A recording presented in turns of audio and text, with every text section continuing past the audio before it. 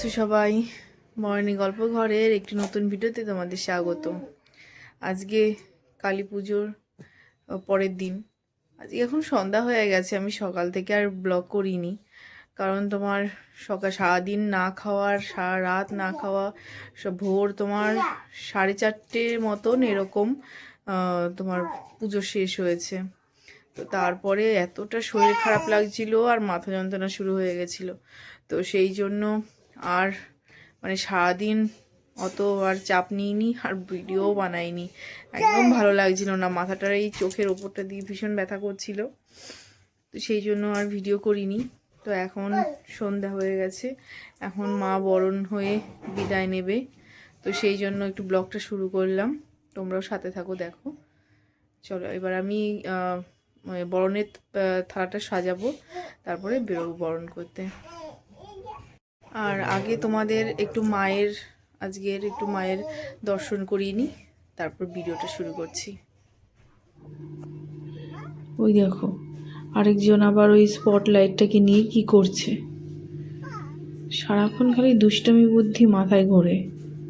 দেখো আবার ছোটটাও গিয়ে ওখানে যোগ হয়েছে, দাদা দেখিয়ে দিয়ে গেল, এখনো ওটাকে নিয়ে খুশি। দেখো ওটাকে নিয়ে কি খুশি। চলে আয় দিকে।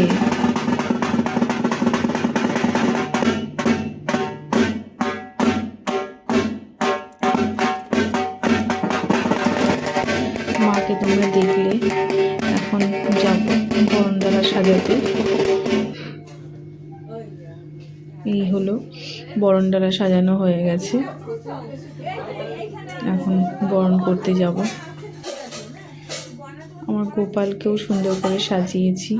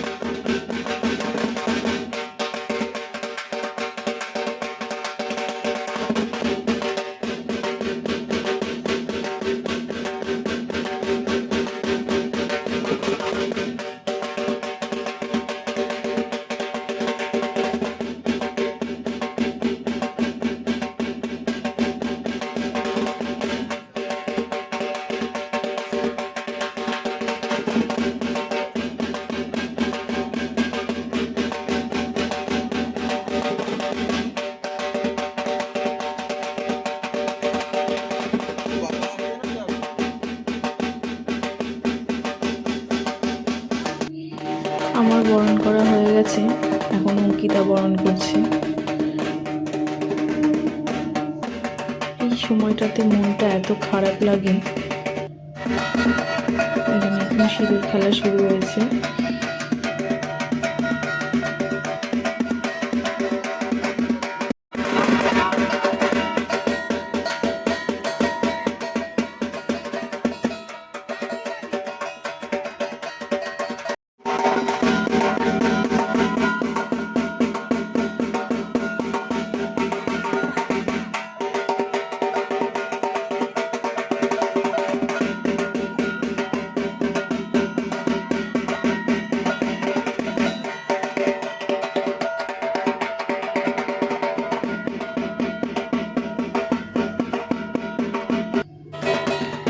এখন মায়ের গয়নাগাটি খুলে নেওয়া হচ্ছে, মা চলে যাবে তাই।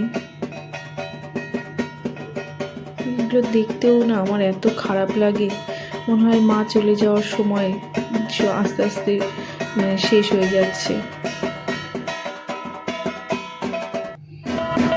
কিন্তু কিচ্ছু করার নেই, মাকে তো চলে যেতেই হবে। আর আমাদের হাসি মুখে নেচে মাকে বিদায় জানাতে হবে। আমার সোনা বাবাটাও ঘুম থেকে উঠে পড়েছে। এখন সবাই মিলে যাব মাকে বিদায় জানাতে।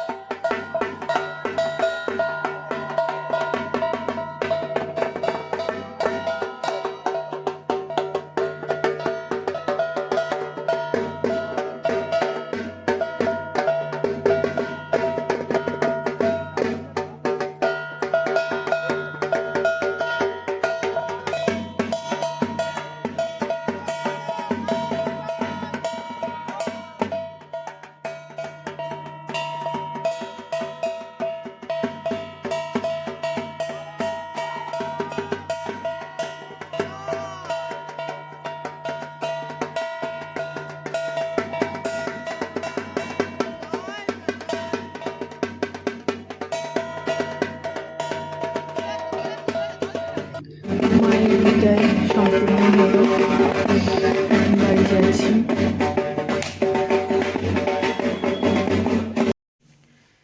এই পুজো হয়ে গেল আজকে শেষ। মনটা ভীষণই খারাপ লাগে আজকের দিনে।